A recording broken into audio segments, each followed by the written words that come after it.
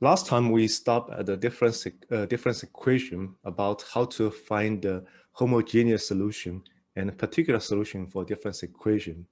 And then we look at the impulse response of a linear time recursive system. So let's review a little bit, and then I'll give an example on the impulse response of LTI recursive system. So the impulse response, we have the nth order linear difference equation. The solution for the homogeneous equation is this HYN equal to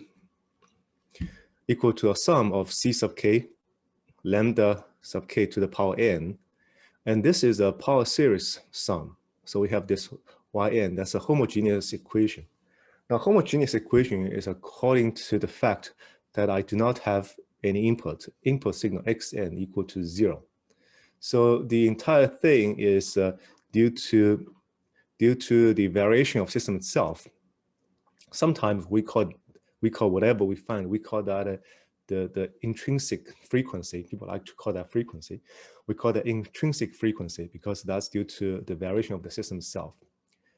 Now, the impulse response of the system is given by this Hn is equal to that. This is what we have here. This is the homogeneous solution. The reason we are doing that is because an impulse response is just a response to an impulse function. So to this impulse function at the 0, we give a 1. And then for all the other time, it's 0. So you can think that we have a one excitation, and then we kind of to start up the system and then let it run by itself. So we checked intrinsic variations of the system. So it will eventually governed by the homogeneous solution. And if you really want to think about the particular solution of impulse 1, the particular solution for that, Hpn, will be equal to 0. Because after it's a constant, you find out the constant will be 0. And after a while, when n becomes a large number, because my input will be 0, so the output particular solution follow the input, it will also be 0. There's nothing. So it leaves only the homogeneous solution, which this part is the Hn, impulse response. Okay. Before we give an example, let's look at the format of this impulse response. Impulse response is always in a power series term. So if I write this out, it's a C1 lambda 1n plus C2 lambda 2n, so on and so forth. Okay. Now, do you remember we talking about the stability of the system? If I want to have a stable system, a stable linear time invariant system, by checking the impulse response, what do we say about impulse response in order for the LTI system to be stable? It's called a absolute summable of Hn's, right? So it's saying that Hn, absolute value of Hn, in this case is n is we have all these terms Hn. In this case, we have different n's, n from negative infinite to infinite will be a finite number, absolute summable. So if this entire thing is absolutely summable, is a finite number, if you look at the power series is that, well, first I have a finite amount from k from 1 to n to the power of n. If n becomes a very large number, in order for me to have this term on the right-hand side to be finite, what I need is this lambda k, whatever this lambda is, there are a finite amount of that. But this guy, the absolute value should be less than 1. Okay? If it's less than 1, I don't care about how large this n can be. Now, if this n is a very large number, that's good. If it's strictly less than 1, and then it will decay to 0. On the other hand, if this n, lambda kn, n is a very small number. In this case, if n, I want to check with n is, in general, it's from negative infinite to infinite, right? Now, if this is the case, it's difficult to tell. Why? Is because, let's give an example. If I have a lambda 1, let's say that's equal to 2, and 2 to the power a large number of n, 100, it will be very large. It will be large. Let's say it's a large number, so it's approaching infinite. This is finite, but n can be very large. So we want to make sure that this is less than 1. So if lambda 1 is 1 over 2, that's okay. 1 over 2, it got a large number that will approaching 0. Right? Now, the only problem is that if this n, if 1 over 2 to the power negative large number, as if I have a 2 to the power large number. So again, approaching a large number, infinite. Eventually, if this power term is too large, it becomes infinite. So we have to kind of give a range of this time. Time cannot go from infinite to infinite. Otherwise, it's very difficult for me to say this condition is satisfied. Okay? If n is only on one side of the time domain, from 0, let's say from 0 to infinite, it's all positive, then we can say something about that. Okay, so we want is n is starting from maybe 0, 1, 2, 3, and then goes all the way to a large number. Then we can always say if this is satisfied, and indeed I have the stability conditions. Now, what is that? What is that? I want to emphasize that my system, Hn, it only valid or only have some non-zero values when the time index is counting from 0, 0, 1, 2, 3, all the way on.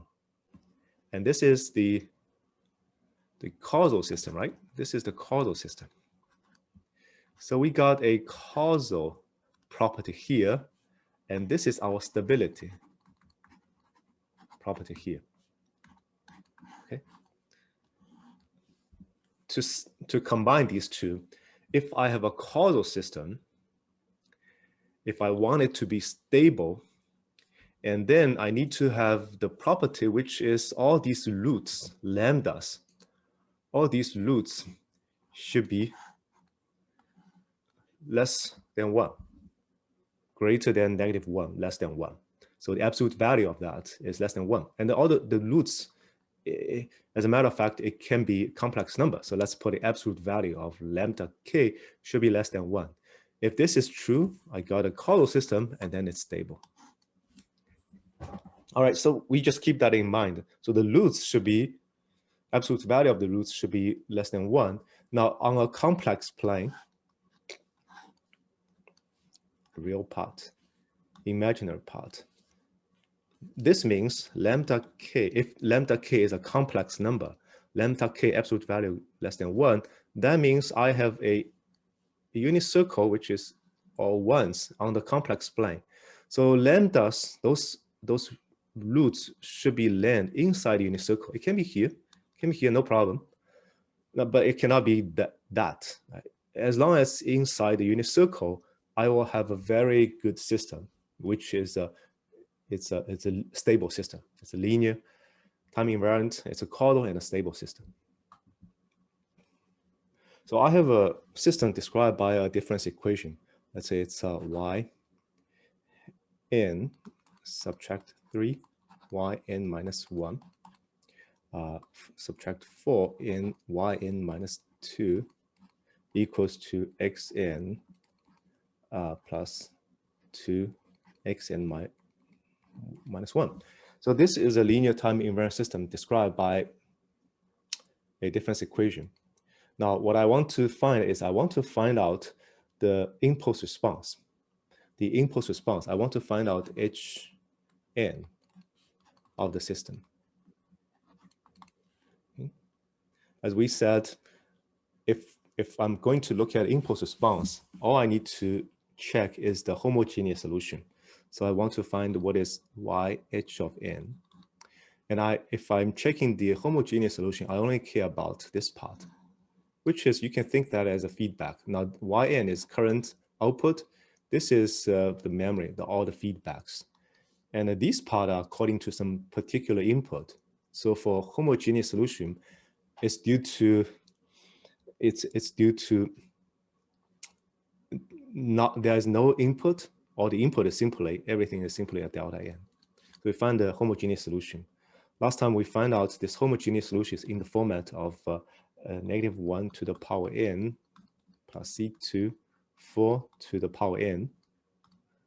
The reason being that if you put a characteristic polynomial for this term, for y, and you will find out those two roots, lambda 1 equal to -1, lambda 2 equal to 4. So we have in this format. Okay, so we are using our usual step to find out the C1 and C2, those two parameters. So y0 equal to 1, y1 is equal to 3y0 plus 2, that equals to 5. Okay. This comes from the original equation when I plug in x, when I'm using the xn equal to impulse. Xn equal to impulse. So I plug in the original equation, xn, where is it, the impulse, you'll find out these two lines. And then I use this homogeneous solution format. I can also write y0 equal to c1 plus c2, y1 equals to -c1 plus 4c2. And this comes from here, to equal those two parts, and eventually we will calculate that c1 is -1 over 5, c2 is 6 over 5. Okay. Therefore, we have our impulse response. Impulse response is just in the format of the homogeneous solution. So it's -1 over 5, -1 to the power n, plus 6 over 5, 4 to the power n. In this case, and usually we are dealing with a caudal system. So all we need to do is we put in un here. This is step function. That means my hn only take non-zero values when it's not 0, when n is greater than or equal to 0. I'm using the unit function. And that also means that hn will be 0 for every n less than 0. Okay. Otherwise, if you just give that, you will see there are two sides. But I want to make sure that less than 0, on the other side, it's all zeros. So it's very easy to find the impulse response of a system according to its linear time invariant difference equation.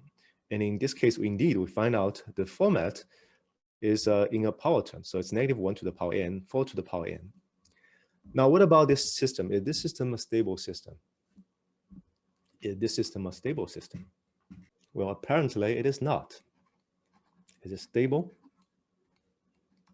No, it's not. Why? If I'm looking at the roots, so real part, imaginary part, I have a unit circle. I have two roots. One is -1, so it's exactly length here. That's not strictly within the unit circle. And another one is 4. It's out there. It's 4 out of the unit circle.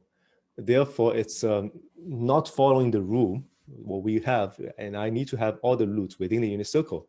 Therefore, it's a not stable system. Well, apparently, if you got this root 4 to the power n, when n becomes a very large number, and 4 to the power n will approaching infinite. So you will not have the absolute summable. You will not have that.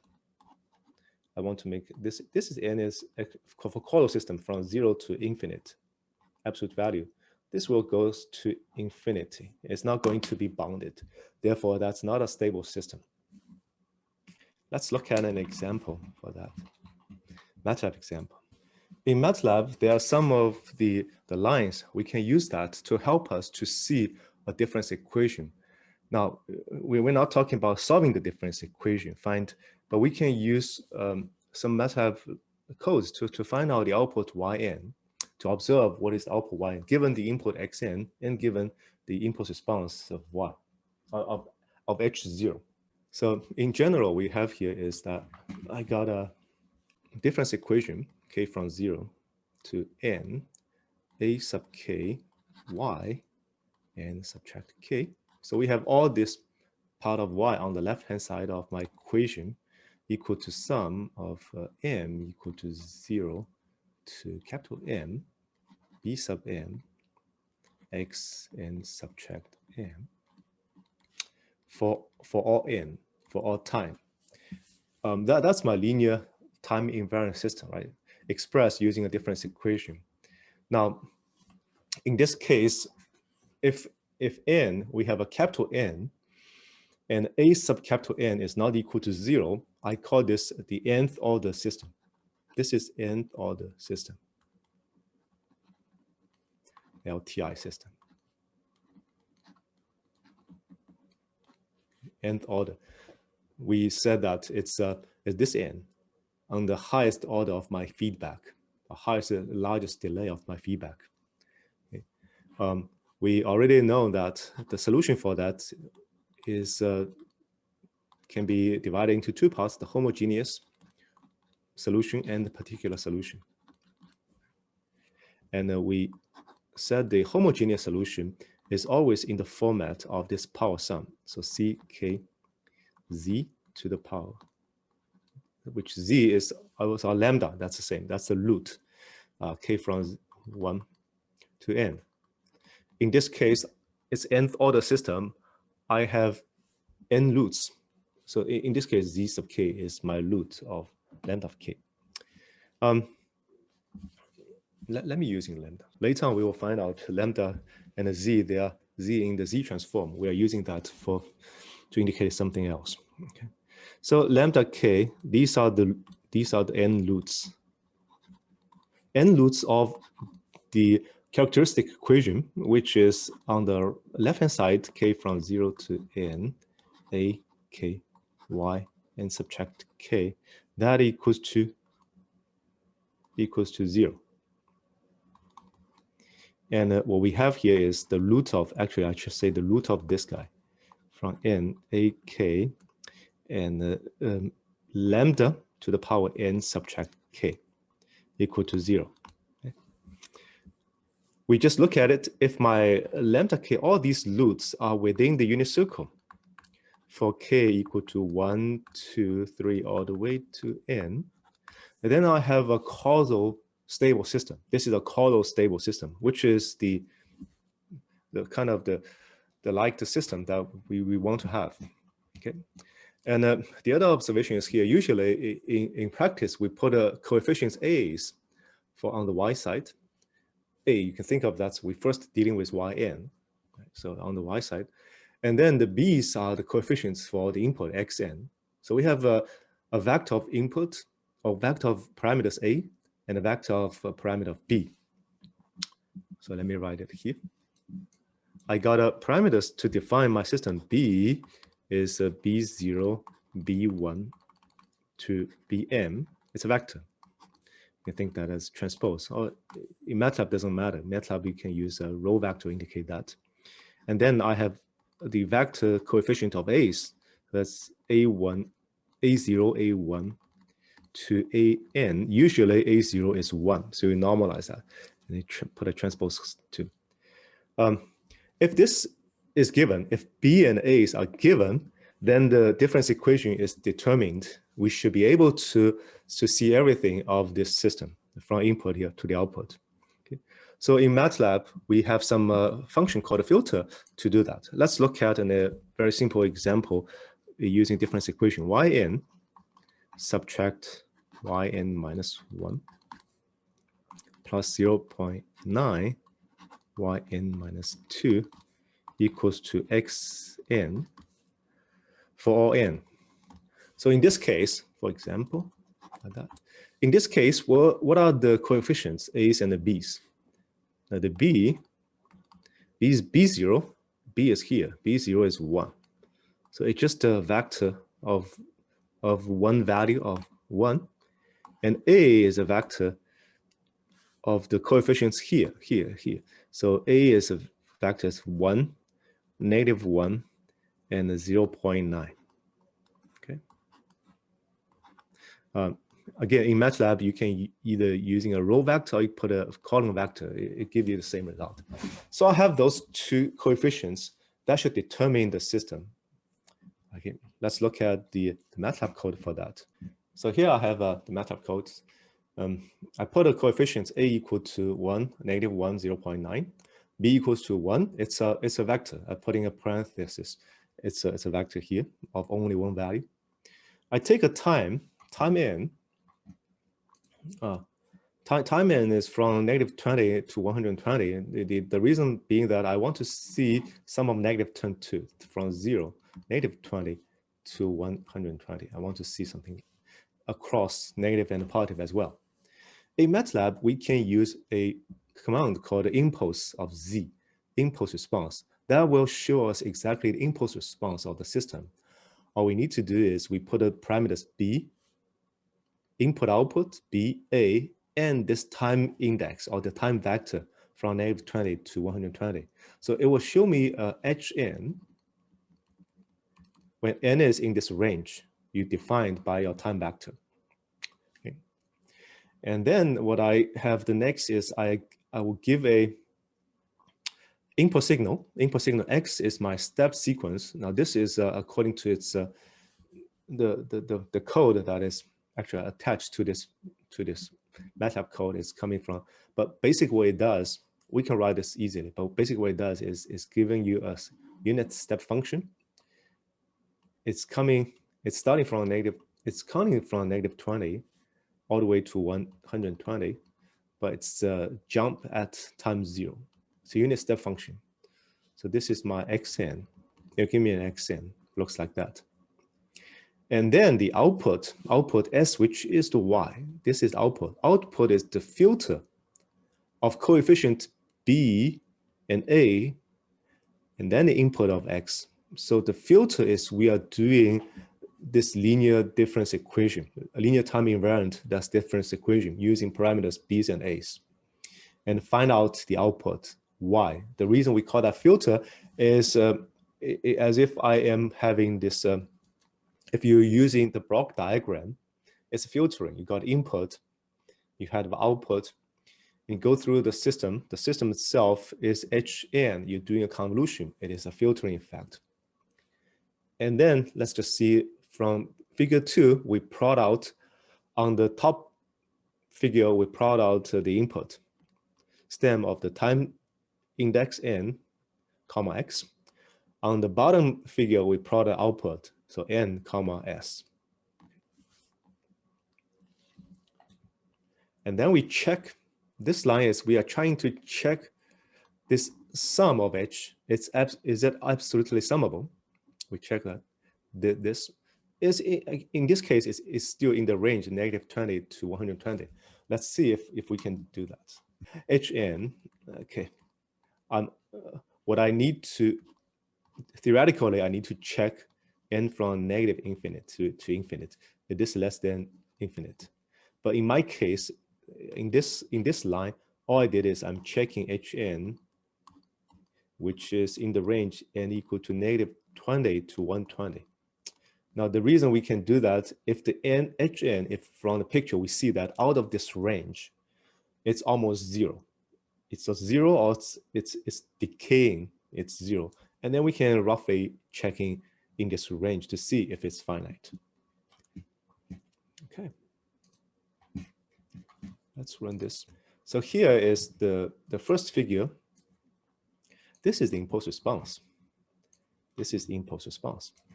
So we see it's from negative, this is actually -20, 0, and 120.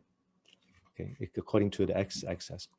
And this is a causal system. So everything this is Hn. Everything is when time is less than 0, I got all zeros.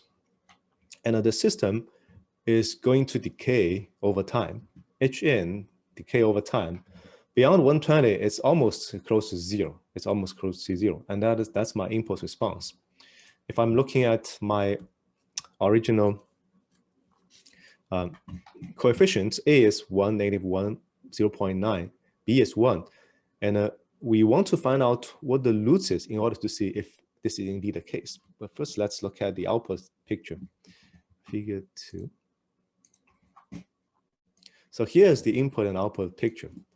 Given that impulse response, we have an input signal. Input signal is a unit step function. So this is the unit step function. And then the output signal looks like that.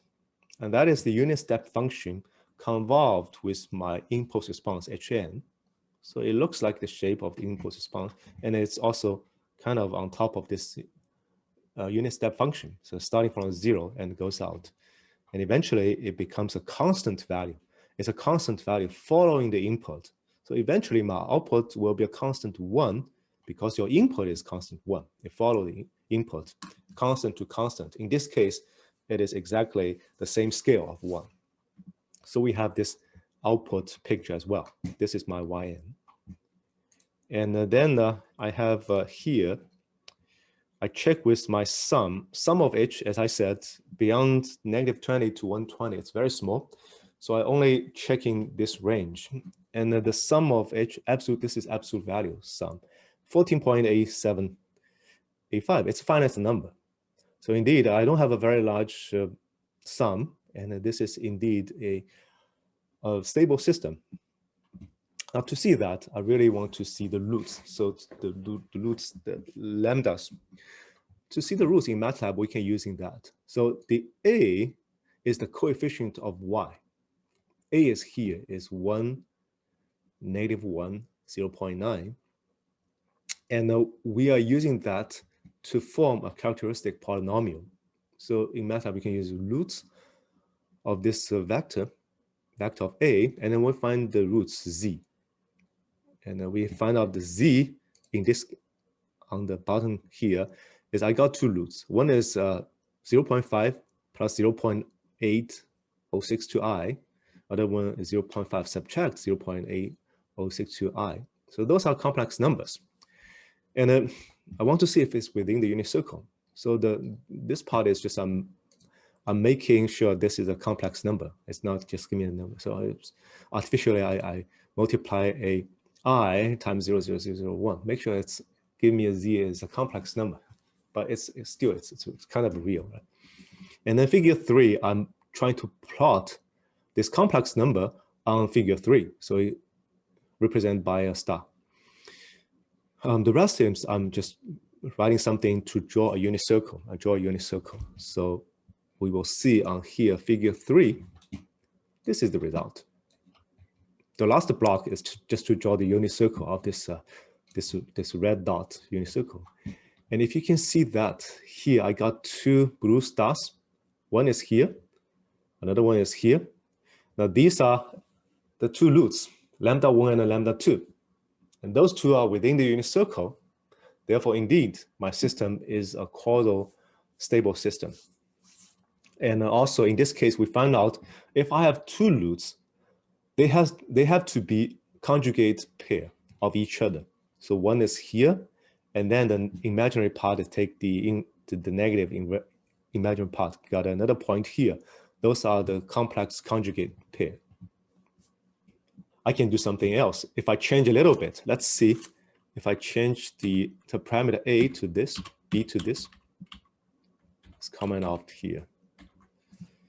So here I have a linear time invariant difference equation, which can be written as let me see, can be written as Yn subtract 3yn minus 1 subtract 4n minus 2 equals to xn plus 2xn minus 1.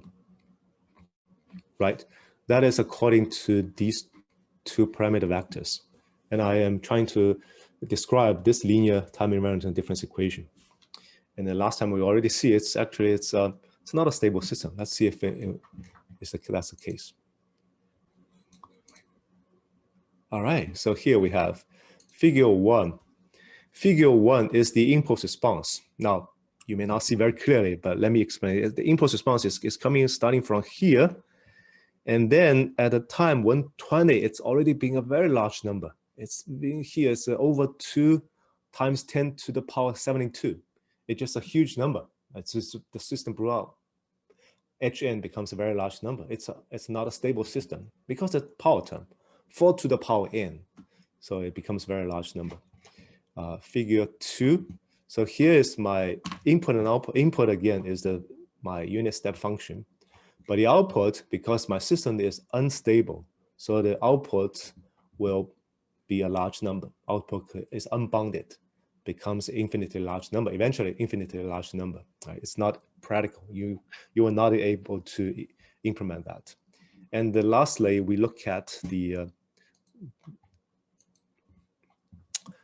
two roots. We just calculated those two roots. One is at -1, it's here. It's a blue dot here at the -1. Now again, this red circle is my unit circle. So one root lambda1 equal to -1. Another root lambda2 equals to 4. It's here, right here. So both of those are not strictly within the unit circle. So later we will see if it's on 1, you'll give me an oscillation. It's not going to decay. Y signal is not going to decay. You will have system, it's oscillate. It's also not stable in a sense. And then this part is completely outside unit circle. Therefore, you give me a term, if to a power of a very large number, that just give me a very large output. Okay. So we can use that to easily check the roots of the system and to look at the input output of my linear system.